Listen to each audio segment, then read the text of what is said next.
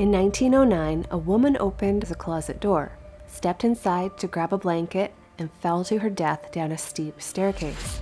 I found this story in a short newspaper clipping.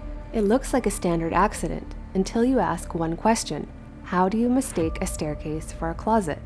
The article gave me one clue to solve that mystery: an address. So today I'm going to hunt down 1615 North Caroline Street to see if the house is still standing, and if the building itself can explain exactly how this deadly mistake happened.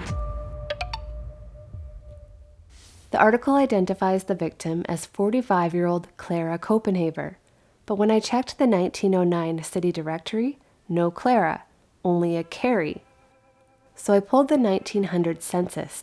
Look right here, line 57 confirms her name was actually Carrie, and she was 51, not 45.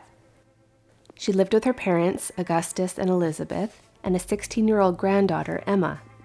This proves the house was full of family, yet the newspaper reports say her body was discovered by a neighbor, a reverend living down the street. Why him and not the people she lived with? It's a strange detail, but there is an explanation, but we'll get to that in a moment. I dug into the city directories to see when the Copenhavers moved in. The family appears at this address as far back as the 1890s. That means Carrie had walked those halls for over 15 years. She knew every squeaky board and every door handle in that home.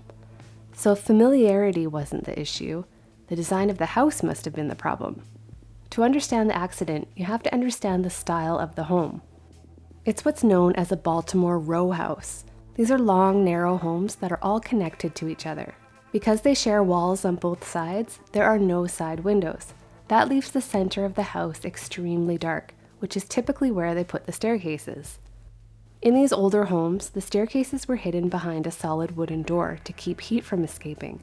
And here's the fatal design flaw. You had two identical doors sitting side by side, one to a closet and one to the stairs, sometimes just inches apart. Remember, this house was built in the gaslight era. It likely wasn't wired for electricity yet, so there were no light switches to flip, just dim gas lamps if they were even lit. It's terrifyingly easy to picture. Carrie wakes up on a cold November night to get an extra blanket, reaches for the door she's opened 1,000 times, but in the dark, her hand drifts 6 inches to the right. She steps forward, and the floor isn't there. Now the big question, is the scene of the tragedy still there? After 120 years, street numbering can change. Buildings get demolished and blocks are drastically altered. So I pulled the old Sanborn fire insurance maps. These things are incredible.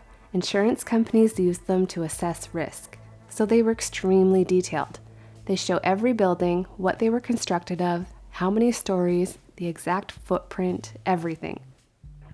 Here is the block on Caroline Street, and right there is number 1615.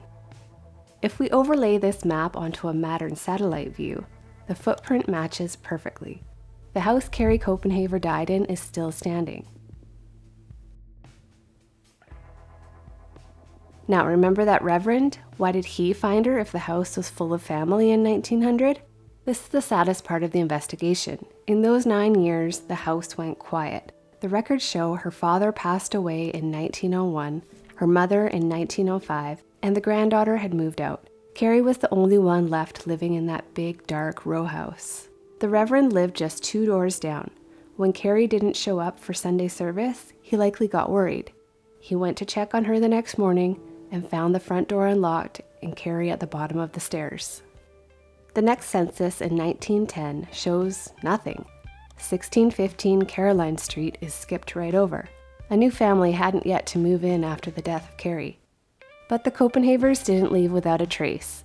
The census told us that her father was a wallpaper hanger, which means beneath the modern renovation, the paper he hung in 1900 is perhaps still on those walls right now. Carrie's hand would have brushed against that exact paper 1,000 times, including the night she reached for a doorknob and missed. We just saw how a simple door placement can turn deadly, but in 1900, the danger wasn't always the architecture itself. Sometimes it was flowing right through the walls. Click here to see the investigation of 20 Ward Street in Paterson, New Jersey, where 2 men checked into a boarding house, and the building ensured they never checked out.